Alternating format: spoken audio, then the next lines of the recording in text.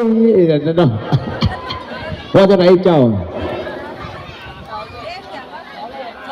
สาวแหล่บ้านนาสันเจ้าเอาเนื้อจริงๆเขาก็ได้เนาะก็ขอมาสนองไปด้วยแต่สาวแหล่บ้านนาจะบัดนี้สันดี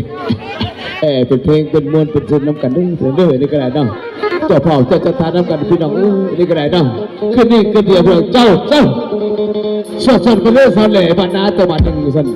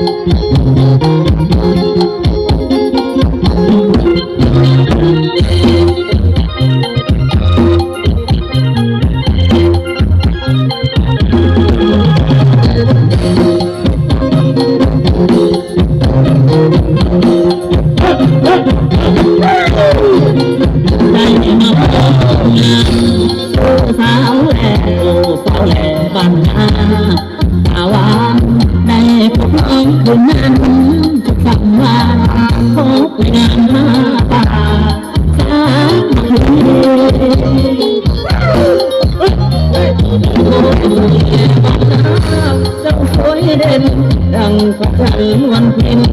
พร้อมเป็นสีไอ้ก็ฝากทักน้องทำให้เพลงโปรดสงสารปานีและเห็นใจที่จากบ้านนามาน้อ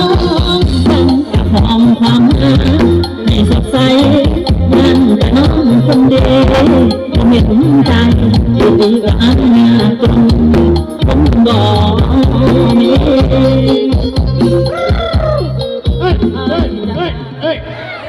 จบพอดีเด้อพี่น้องเด้อมักเพลงอย่างรับอย่างขอมาได้เด้อเทคนิคพึกจักไง